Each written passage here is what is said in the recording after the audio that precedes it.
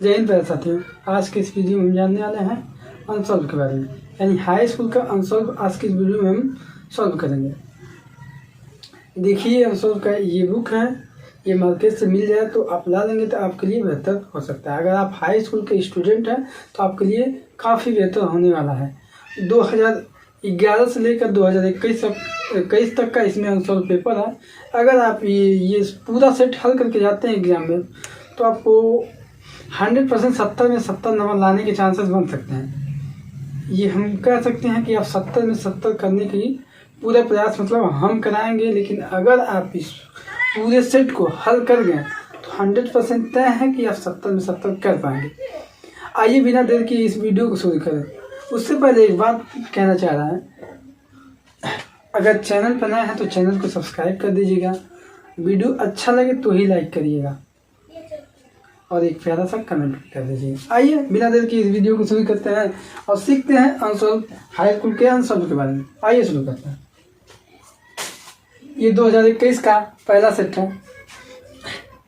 इसमें क्वेश्चन देखिए, पहले ही क्वेश्चन में क्या दिया, यदि समीकरण 3x की स्क्वायर प्लस की 12x प्लस का c इज इक्वल टू 0 के मूल समान हो तो c का मान ज्ञात कीजिए। जब भी ऐसे क्वेश्चन पूछे, c का मान, p का मान, k का मान, q का मान जब पूछे तो हम केवल सिंपल सा एक फार्मूला लगाएंगे। कौन सी फार्मूला? विविक्तर। विविक्तर कहने का मतलब एक विविक्तर का फार्मूला होता है विविक्तर b square minus 4ac is equal to 0। अब देखिए, ये आपका ये हो जाता है, ये b है, ये c है। a का मान क्या दिया है, x को छोड़ देते हैं तो नंबर ऑफ 3। b का मान क्या दिया है 12 और c का मान क्या दिया है c। इन सभी मान को इस समीकरण में इस फार्मूले पर रख के देखिए c का मान लाते हैं। b का मान क्या दिया 12 का स्क्वायर माइनस 4 इंटू a का मान क्या दिया 3 इंटू c का मान क्या दिया c ही दिया है। इसको सोल्व कर लेंगे 12 का 2 बार, यानी 12 इंटू जब 12 करेंगे तो 144 आ जाएगा। और यहाँ चाहते हैं 12 और c है बगल में तो c इज इक्वल टू 0। इसको बराबर के जब इधर ले जाएंगे तो प्लस के है तो इधर जाएगी तो माइनस, यानी minus 12c is equal to minus की 144। जब भी इंटू में होती है चीज़ें तो इस बट्टे में जाती है, बराबर की इधर भेजेंगे तो c बराबर कितना आ जाएगा माइनस 144 अपान माइनस की 12। अब 12 से 144 में भाग देंगे तो 12 बाद में कट जाएगा, माइनस से माइनस कैंसिल हो जाएगा, प्लस की हो जाएगा। यानी c का मान क्या मिल गया, c का मान 12। देखिए ऑप्शन नंबर थर्ड में 12। Option number third is right answer. आइए सेकंड क्वेश्चन की बात कर लेते हैं।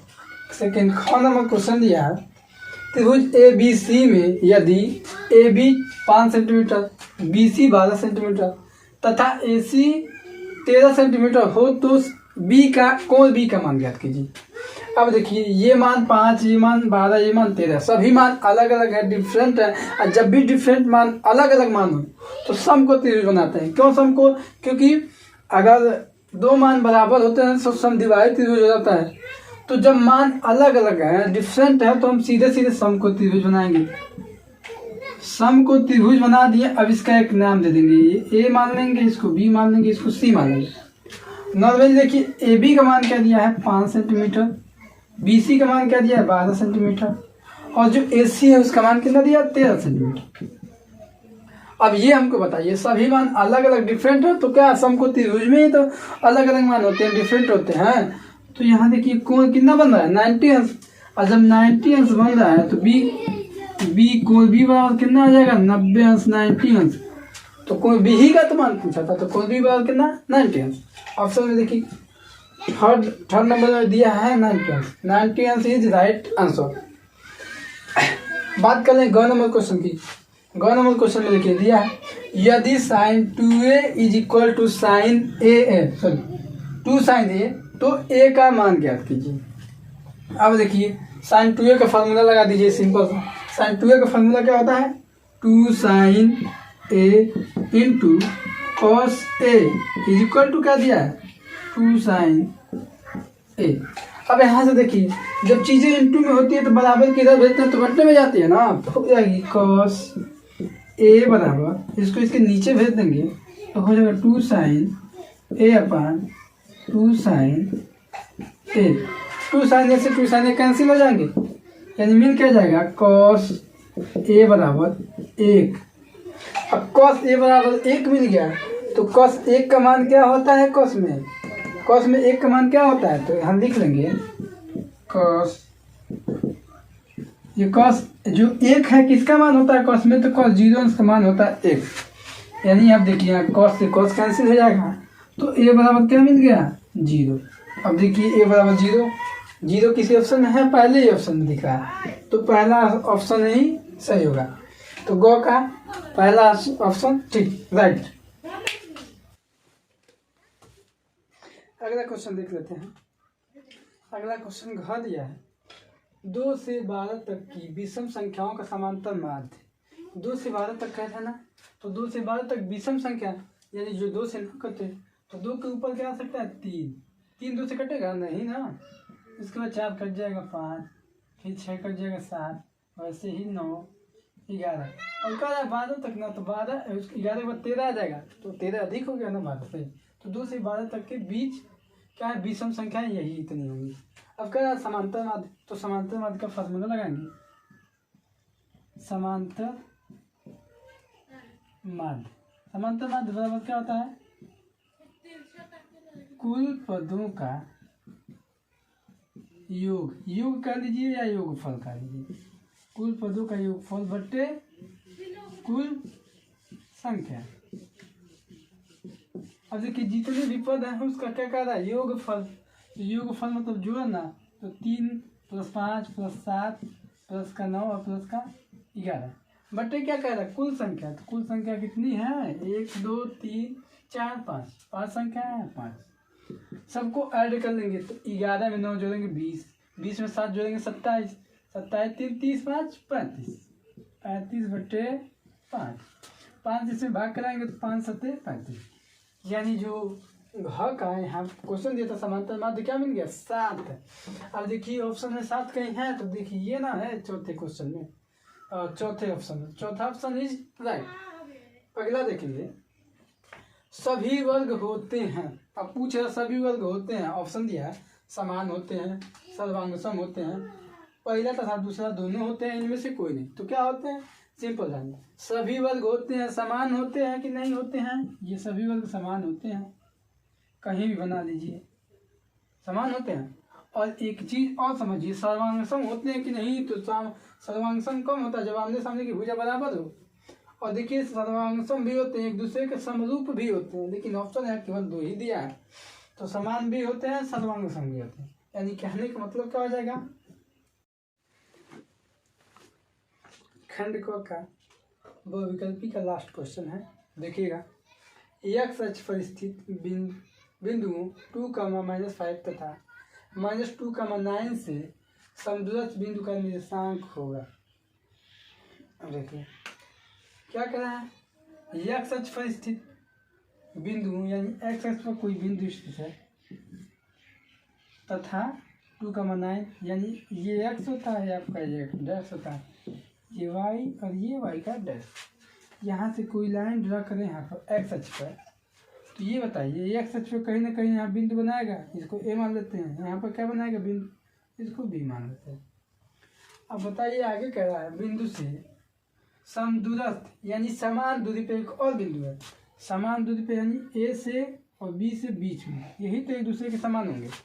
यहाँ पर कोई बिंदु मान लेते हैं पी का मान क्या दिया है एक्स अक्ष पर, तो एक्स अक्ष पर तो कुछ ना कुछ मान दिया है और वाई पर क्लियर नहीं किया तो वाई क्या है 0।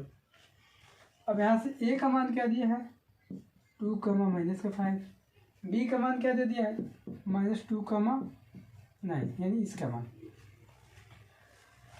समदूरस्थ के लिए देखिए जो ए होगा वो बी के समदूरस्थ होगा कि नहीं होगा, एक दूसरे के समदूरस्थ होंगे तो बराबर होंगे क्योंकि समान दूरी पर, यानी ए के बराबर क्या हो जाएगा बी। अब दो बिंदुओं के बीच की दूरी के लिए एक फार्मूला होता है, यानी ए और पी 2 बिंदु ले लिए, इसके बीच की दूरी के लिए फार्मूला क्या होता है x2 में से x1 को घटा के इसी का स्क्वायर कर देते हैं, अब +y2 में से y1 को घटा के इसी का स्क्वायर।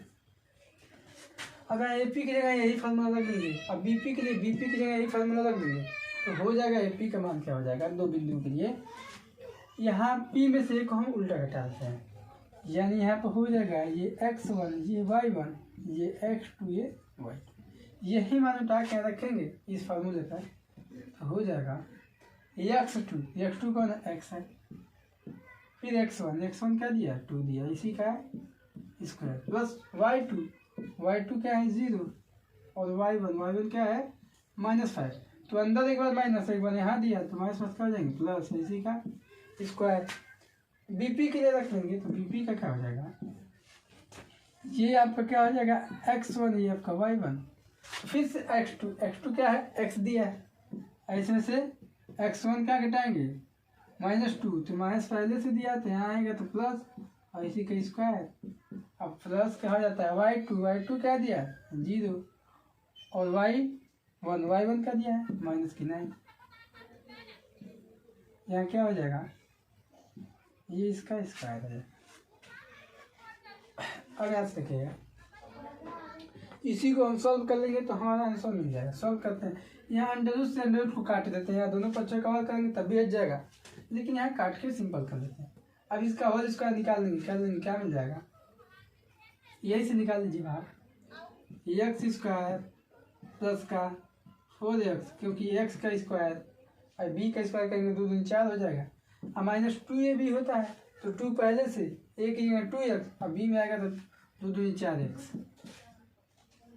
5 का 2 बार करेंगे यानी 5 का स्क्वायर कर देंगे कितना हो जाएगा 5 × 5 = 25 इक्वल टू यहाँ पर करेंगे x का स्क्वायर तो x², 2 का स्क्वायर तो 4 और इंटू 2a भी होता है तो 2 दूनी 4 हो जाएगा और x हो जाएगा।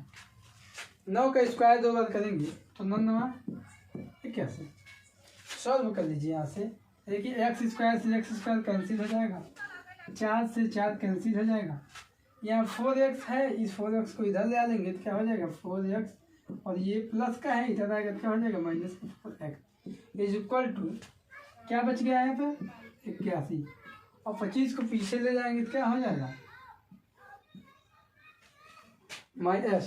25 है ना, माइनस का 25 हो जाएगा। अब इसमें से इसको घटा लीजिए, यहाँ हो जाएगा 4 4 8 और x इक्वल टू 81 में से 25 घटाएंगे तो क्या मिल जाएगा, यहाँ देखिए एक हाथ से इसको देंगे 11 में से 5 घटाएंगे 6 5 11 6 हो जाएगा, और यहाँ पर 7 बच गया, 7 में 2 घटाएंगे कितना हो जाएगा 5 होगा 5 हो जाएगा, और यहाँ पर माइनस है तो माइनस आ गया, क्योंकि माइनस में जोड़ेंगे तो माइनस का ऐड होगा। अब ये x जो क्या है इंटू में है तो इंटू में है तो इसको इसके नीचे भेजेंगे क्या होगा 56 बटे -8, इससे इसमें डिवाइड कराएंगे तो x बराबर क्या मिल जाएगा 8 7 56, तो माइनस लगा है पहले से लगा देंगे -56, यानी x का मान क्या मिल गया -56। यही मान किसी में बिंदु में रख लेंगे, बिंदु यही तो दिया है, तो बिंदु में जब मान रखेंगे तो p बराबर क्या हो जाएगा x की जगह अभी क्या निकालें 7 और y की जगह कुछ नहीं है 0 है, तो आंसर क्या मिल जाएगा हमको ये वाला बिंदु प्राप्त हो जाएगा, ये हमारा मेन आंसर है। अब देखिए ये मैच में दिए विकल्पी क्वेश्चन का आंसर दिया है कि नहीं दिया है मैच में, मैच कराइए -7, 0 ये सेकेंड वाले क्वेश्चन में दिया है, सेकेंड वाले ऑप्शन में, तो ये सेकेंड वाला ऑप्शन हमारा इज राइट आंसर, यानी सेकेंड राइट आंसर हो जाएगा।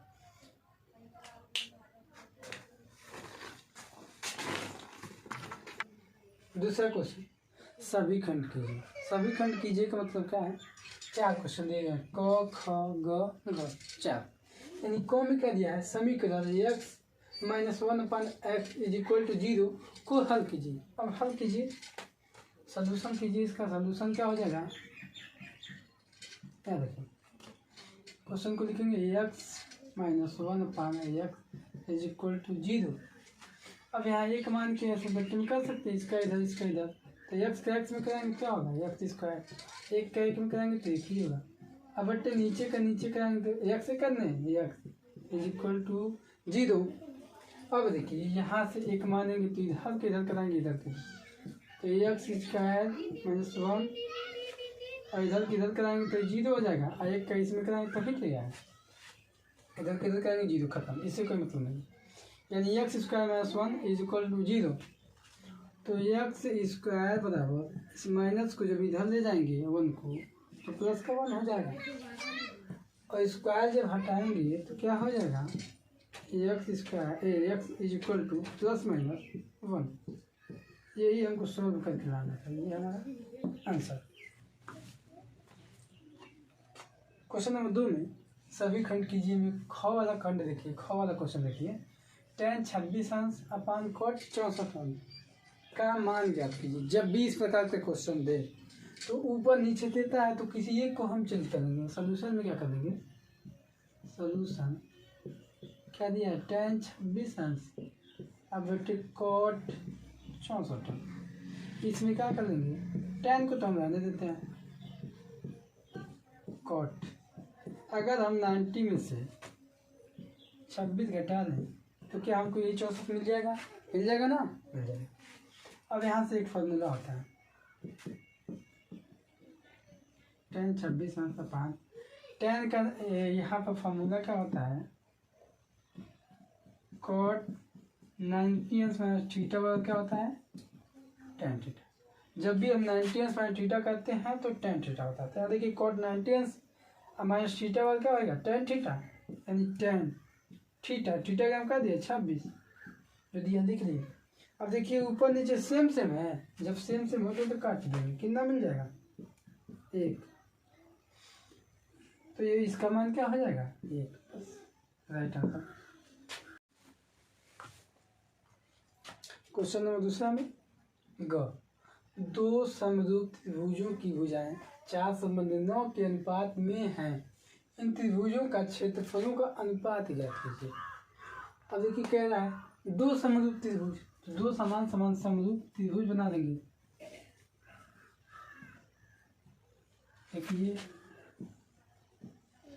देखिए वाला, इन दोनों का एक नाम देते हैं ए बी सी, इसको भी एक नाम पी क्यू है, ये A B C A P Q है। अब एक चीज देखिए यहाँ पर, जो इसकी भुजाएं दी हैं यहाँ पर ए बी, इसके पैरेलल में है तो बट्टे हो जाएंगी पी क्यू, ये बराबर है किसके, ए सी, यानी ए सी बट्टे किसके बराबर, पी आर के बराबर है कि नहीं। और ये क्या है, यहाँ पे जो बी सी है ये किसकी, क्यू आर के बराबर है। ये सभी आपस में तीनों एक दूसरे के बराबर है, और जब ये तीनों एक दूसरे के बराबर है तो त्रिभुज का क्षेत्रफल क्या होता है, किसी एक को ले लीजिए, इसमें से किसी एक को, इस पहले को ले लेते हैं, ए बी बटे पी क्यू का स्क्वायर इज इक्वल टू होता है एरिया किसका, त्रिभुज का, तो त्रिभुज ए बी सी का एरिया ले लेना है। अब बट्टे में क्या करेंगे, एरिया किसका, त्रिभुज पी क्यू आर। अब ये बताइए दो समरूप त्रिभुजों की भुजाएं कितना दिया, 4 समान देना हो तो इस भुजा में रख देंगे, 4 समान देना हो तो एरिया नहीं निकल जाएगा, क्षेत्रफल इसका निकल जाएगा कि नहीं निकल, क्षेत्रफलों का अनुपात निकल जाएगा। तो यहाँ लिख देंगे तो क्या हो जाएगा, यहाँ पर लिख देंगे हो जाएगा 4/9, और क्या कह रहा है स्क्वायर, तो स्क्वायर कर देंगे, तो स्क्वायर करेंगे तो 4 चौको 16 और 9 81, यानी जो एरिया इसका क्षेत्रफल होगा 16/81 होगा, कि नहीं होगा, ये इसका राइट आंसर।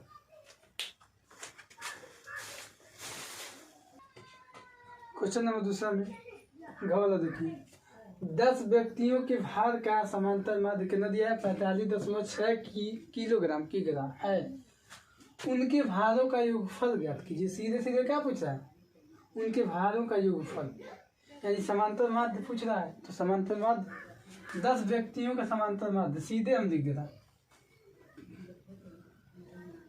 उनके भारों का योगफल ज्ञात कीजिए। अब देखिए समांतर माध्य कितना दिया है, सॉल्यूशन कर लेंगे, सॉल्यूशन लिख लेंगे, समांतर माध्य बराबर 45.6 किलोग्राम दिया है, उनके भारों का एक फल ज्ञात करने के लिए पूछ रहा है, कितने के 10 व्यक्ति दिया है, तो फार्मूला बन जाएगा समांतर माध्य बराबर 10 व्यक्तियों का योगफल क्या है? 10 व्यक्तियों का, यानी 10 अलग अलग व्यक्ति हैं। अब ये बताइए बटे क्या होता है? कुल पदों का योगफल, यानी 10 ही पद हैं, 10 ही व्यक्ति हैं। बटे क्या होता है? कुल संख्या। तो कुल संख्या कितनी है? कुल संख्या 10 ही तो होगी। कुल संख्या यहाँ लिख लेंगे, कुल संख्या। अब जो मान पता है, समांतर माध्य कितना दिया है? 45.6 किलोग्राम इज इक्वल टू 10 व्यक्तियों का एक फल। तो हमको पता नहीं है, यही हमको याद करना है। 10 लिख लेंगे, 10 व्यक्तियों का योगफल बटे कुल संख्या जो होती है। कुल व्यक्तियों की संख्या कितनी है? 10 है। हाँ, कितने हो जाएंगे? 10। अब इसका तिर्यक गुणा करा देंगे तो हो जाएगा 45.6 इंटू 10 इज इक्वल टू 10 व्यक्तियों का योगफल, यही तो हो जाएगा। अब देखिए इन दोनों का मल्टीप्लाई जब करा देंगे तो मिल जाएगा, सीधा कर देते हैं, इसको इधर लिख लेते हैं। 10 व्यक्तियों का योगफल कितना मिल जाएगा? 10 का इसमें गुणा कराएंगे तो 10वां का यहाँ पीछे चला जाएगा, यानी कितना मिल जाएगा? 4, 5, 6, 456। कितना? 456 किलोग्राम। जो 10 व्यक्तियों का भार कितना हो जाएगा? 456 किलोग्राम। ये इसका आंसर है। नोट कर लेंगे।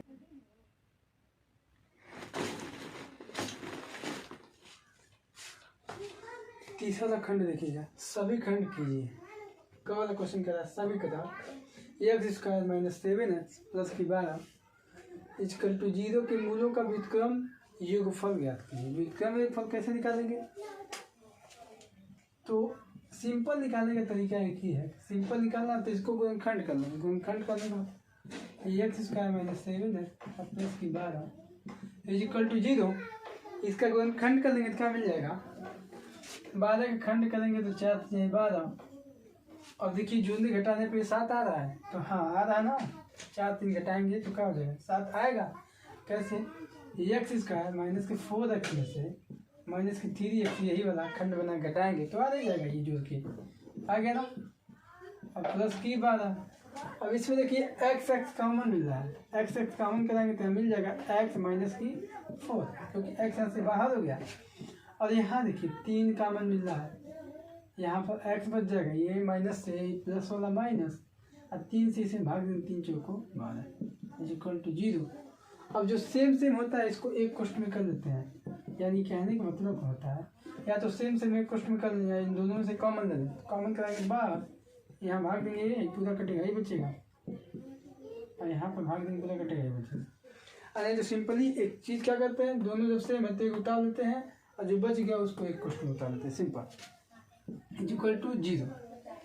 अब देखिए 0 एक बार इसके साथ ले लेंगे, लिख लेंगे यदि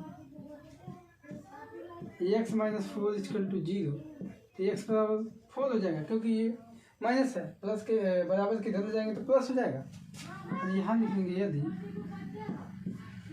x - 3 इक्वल टू 0, तो x इक्वल टू क्या है, इसको पीछे ले जाएंगे तो क्या हो जाएगा, प्लस की हो जाएगी। अब देखिए 2 मूल हमको मिल गए, x के 2 मूल मिल गए। अब लिखेंगे व्युत्क्रम योगफल। अब व्युत्क्रम योगफल निकालने के लिए निकाल लेते हैं बगल में, व्युत्क्रम योगफल। व्युत्क्रम योगफल मूलों के जो व्युत्क्रम योगफल है तो पहला हो जाएगा 1/4 और प्लस 1/3। व्युत्क्रम का मतलब होता है उल्टा, जो मूल आ गया है उसका उल्टा। उल्टा से करेंगे तो 1/4 हो जाएगा, इसका उल्टा करेंगे तो 1/3। इन्हीं का योगफल, तो योगफल है तो धन लगा दिए। इसी को सॉल्व कर देंगे तो क्या मिल जाएगा, 3 का इधर करेंगे 3 करने 3, 4 का इधर कराएंगे 4 करने 4, और नीचे का नीचे मल्टीप्लाई कराएंगे 4 × 12। यहाँ से सॉल्व कर देंगे तो क्या मिल जाएगा, 4 3 7 मिल जाएगा, बट्टे क्या मिल जाएगा 12। यही हमको ज्ञात करना, तो ये हमारा मेन आंसर है। 3 का ख नंबर क्वेश्चन देखिए। अब हार्य गुणनखंड विधि द्वारा 96 और 404 का महत्तम समापवर्तक यानी HCF ज्ञात कीजिए। HCF ज्ञात करने का सिंपल सा तरीका, सोल्यूशन क्या हो जाएगा, 96 और 104 का HCF निकालेंगे, अलग अलग निकालेंगे। 96 का HCF निकालेंगे तो कितना मिल जाएगा, 2 से काटेंगे, 2 से 2 चौको 8 कट गया, 8 को कट गया, 1 बच गया, 1 इसको देंगे 16, 2 8 16 हो जाएगा। ये 2 से काटेंगे, 2 दूनी 4 और यहाँ 2 चौको 8, फिर 2 से 2 1 करें 2, यहाँ 2 दूनी 4, फिर 2 से 2 6 12 और फिर 2 से काट लेंगे, 2 3 6 और फिर क्या आ जाएगा, 3 से काट के 1 हो जाएगा। यहाँ पर इसका निकालेंगे 404 का, तो इसको भी 2 से काटेंगे सिंपली। किसी संख्या के लास्ट में जब सम नंबर होता है तो 2 से काटता है, 2 से काटेंगे, 2 दूनी 4 जीरो उतर जाएगा, 2 दूनी 4, फिर 2 से काट लेंगे, 2 1 करने 2 जीरो उतार लेंगे, 2 1 करने 2। अब देखिए क्या ये 2 से कटेगा नहीं, तो 3 से भी नहीं कटेगा, 4 से 5 से 6 से किसी से नहीं कटेगा, क्योंकि 101 एक ऐसा नंबर है जो अपने ही नंबर से कट जाएगा। 101 एक करने 101। अब देखिए लिखेंगे 96, इसके सामने जो है लिखेंगे 2 × 2 × 2 × 2 × 2, 5 बार 2 आया है, 3 2 5 और 1 बार 3 आया है, लिख लिए। 404 के सामने लिख लेंगे क्या है, 2 × 2 × 101। HCF पूछा था, यानी महत्तम समापवर्ती, यानी HCF जो इसका हो जाएगा, HCF का मतलब होता है जो दोनों में मिल जाए।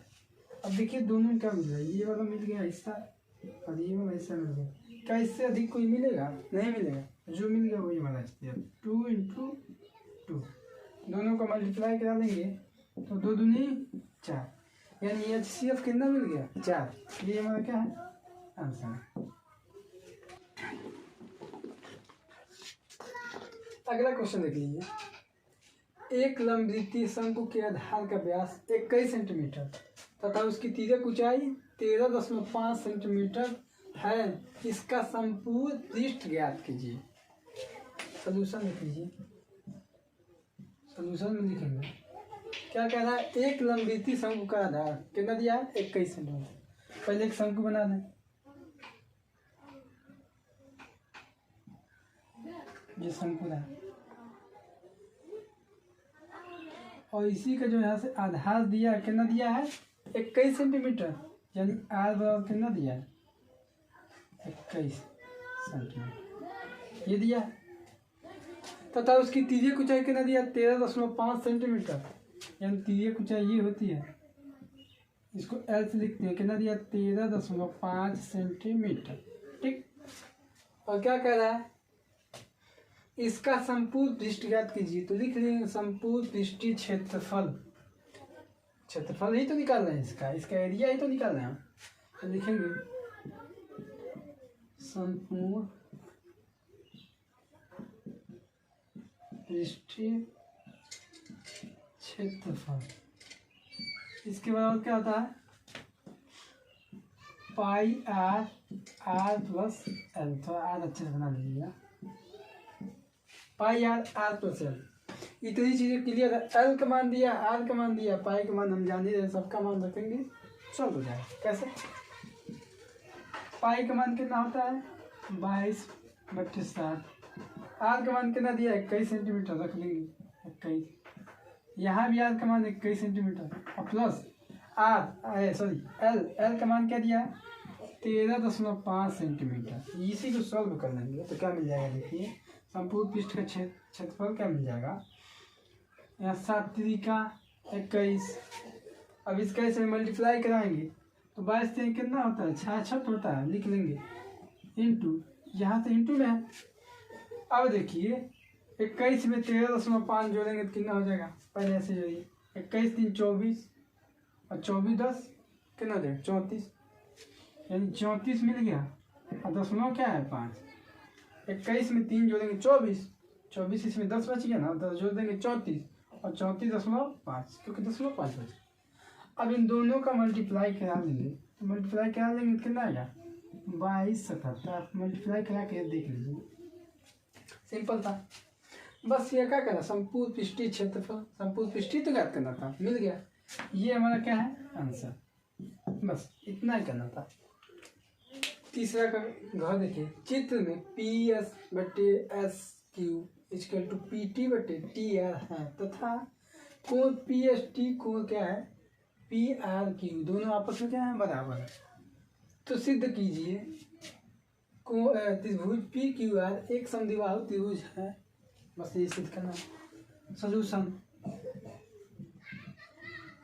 दिया है, क्या दिया है, पहले ये चित्र दिया है, क्या दिया, P S upon S Q equal to P T upon T R, ये तो दे रखा है। और क्या दे रखा है, कोण पी एस टी क्या है, कोण पी आर क्यू के क्या है बराबर है, ये तो दिया है।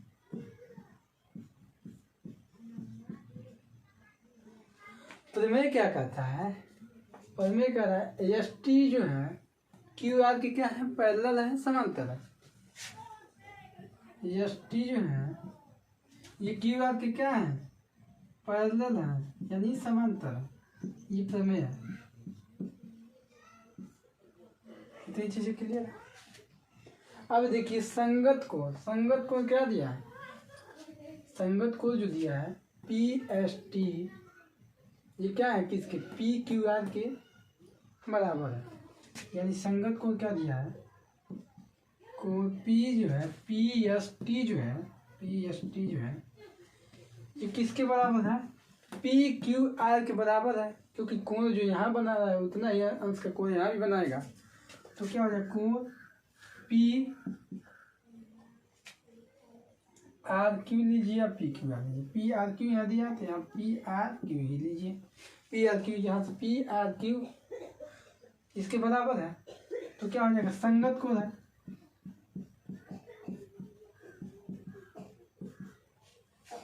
अब देखिए संगत कोण है, एक बात हमको बताइए, जो कोण पी एस टी है और कोण पी आर क्यू के बराबर है, और यहाँ भी कोण जो कि पी एस टी है ये पी आर क्यू के बराबर है। तो यहाँ से क्या मिल जाएगा, कोण पी एस टी बराबर एक और एक कितना हो जाएंगे, दो कोण यहाँ से पहले लिखेंगे, कोण टू पी आर क्यू मिल जाएगा कि नहीं मिल जाएगा। और जब दोनों मिल जाएंगे तो एक चीज बताइए, जो पी क्यू है वो पी आर के बराबर होगा कि नहीं होगा, होगा। तो क्या हो जाएगा, पी क्यू जो है वो पी आर के बराबर हो जाएगा। जो पी क्यू भुजा हो पी आर के बराबर है, और जब पी क्यू पी आर के बराबर है तो क्या है, समद्विबाहु त्रिभुज है, सिद्ध हो गया। अतः लिख दूंगा था समद्विबाहु त्रिभुज है।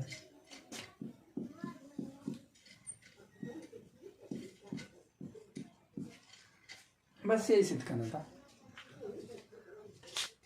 चौथे का को देखिएगा, सभी खंड कीजिए। तो क वाले में क्या दिया, यदि cos a इक्वल टू √3/2 हो तो sin 2a का मान ज्ञात कीजिए। अभी sin 2a में फॉर्मूला क्या होता है, sin 2a में formula 2 sin a cos a। तो cos का मान मालूम है, sin का मान मालूम नहीं है, तो क्या करेंगे, पहले एक त्रिभुज बनाएंगे, समकोण त्रिभुज। सोल्यूशन देखिए, सोल्यूशन एक समकोण यहाँ त्रिभुज बना लीजिए, बना के इसका मान तो निकालना होगा, बस मान निकाल लीजिए। रफ कर भी निकाल सकते हैं या ऐसे निकाल सकते हैं, वैसे रफ ही कर की जरूरत, क्योंकि 2a का मान ज्ञात करना है तो रफ कर यहाँ निकाल लेंगे बगल में, तो क्या मिल जाएगा, ऐसे त्रिभुज बनाएंगे। कास्ट क्या होता है, यल एल के जानते हैं, यल ए एल के जानते हैं, यल ए एल के लाल बत्ती कक्का इसको बोलते हैं, लाल बत्ती कक्का। अब देखिए ये साइन एल बटे के होता है, साइन थीटा लंब बटे कॉस, कास थीटा आधार बटे कॉस। तो ये कास का है ना, तो आधार कौन है आपका, जी आधार होता है। अब बते कर्ण कौन सा होता है, ये वाला, और ये आपका लंब होता है। एक नाम दे देंगे ए बी सी। अब यहाँ पाइथागोरस प्रमेय लगा लेंगे तो मिल जाएगा, पाइथागोरस प्रमेय। पाइथागोरस प्रमेय क्या होता है, ए सी का स्क्वायर कब मिलता है, जब ए बी और बी सी का स्क्वायर कर देते हैं जोड़ के, यानी ए बी का स्क्वायर प्लस बी सी का स्क्वायर जब जोड़ लेते हैं तो ए सी का स्क्वायर मिल जाता है। यहाँ से कौन सा AC का मान क्या पता है 2 रख देंगे, इसका स्क्वायर इजिकल टू AB का मान कुछ नहीं पता है, इसको ऐसे ही रहने देंगे, प्लस BC का मान क्या दिया √3, इसका स्क्वायर, स्क्वायरिंग करेंगे इसका तो 2 दूनी 4 हो जाएगा। यहाँ AB का स्क्वायर है, इसका स्क्वायरिंग करेंगे तो 3 हो जाएगा, इसको इधर ला के घटा देंगे क्या हो जाएगा AB स्क्वायर बराबर क्या हो जाएगा, इस 4 में से इस 3 को घटाएंगे इधर ला के, 4 में से 3 घटाएंगे कितना बचेगा 1, और जब इसका स्क्वायर हटाएंगे तो क्या हो जाएगा √1 में हो जाएगा। तो AB बराबर क्या होगा √1, और 1 का √ क्या होता है 1 ही, यानी AB का मान क्या निकालनी है 1। क्वेश्चन में देख लीजिए, यहाँ से लिखेंगे cos A बराबर क्या दिया है √3/2, और साइन का मान ज्ञात कर लेते हैं, साइन A बराबर क्या हो जाएगा, अभी बताएं लंब बटे कौन, लंब बटे कौन क्या होता है, लंब कौन है 1 दिया है, अब कौन क्या दिया है 2 दिया है, यहाँ 2 ले लेंगे यानी 1/2 मिल गया। अब एक बात बताइए, साइन 2A का मान ना पूछ रहा है, तो साइन 2A का फॉर्मूला लगा दीजिए, लिखेंगे sine 2A = 2 sine A into cos A।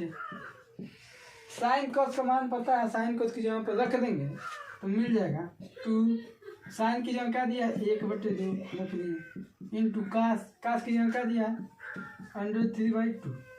यहीं से सॉल्व करेंगे तो क्या मिल जाएगा, ये लिख लीजिए साइन 2A, यहाँ पर मिल जाएगा साइन 2A बराबर मिल जाएगा 2 से 2 कैंसिल, फिर वही से मान मिल जाएगा क्या मिल जाएगा √3/2, जो मिल गया वही क्या है हमारा आंसर, यानी साइन 2A का मान क्या हो जाएगा √3/2 कर देंगे, ये हमारा मेन आंसर। चौथे का खंड मत क्वेश्चन लिखिएगा। क्वेश्चन का दर्शाइए कि 3√2 एक अपरिमेय संख्या है, यही दर्शाना है। अब एक चीज देखिए, दर्शाने के लिए क्या करेंगे, इसका उल्टा पहले कर लेते हैं, अपरिमेय दर्शाना ना तो लिख लेंगे माना 3√2 एक परिमेय संख्या है, और परिमेय सिद्ध करना तो परिमेय संख्या, ठीक परिमेय संख्या है, ये तो हमने मान लिया, मानने की बात है। परिमेय संख्या किसको कहते हैं P/Q को कहते हैं। अगर ये चीज P/Q तो ये एक परिमेय संख्या तो इसके बराबर होगा, जाहिर सी बात है, जब ये एक परिमेय संख्या है तो इसके बराबर होगा। अब देखिए यहाँ से ये इंटू में है तो इसके नीचे आ जाएगा, तो लिख सकते हैं P/Q, और यहाँ नीचे आ जाएगा तो यहाँ हो जाएगा 3Q = √2, ये दे दिया। अब यहाँ से देखिए ये क्या पता चल रहा है,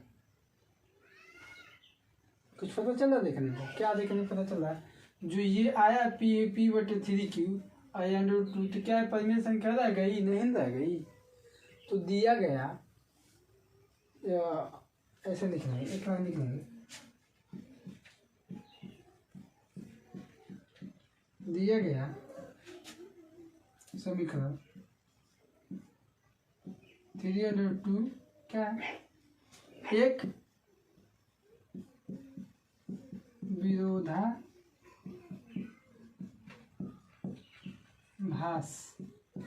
ये सीधे सीधे इसका विरोधाभास है, अतः अपरिमेय संख्या।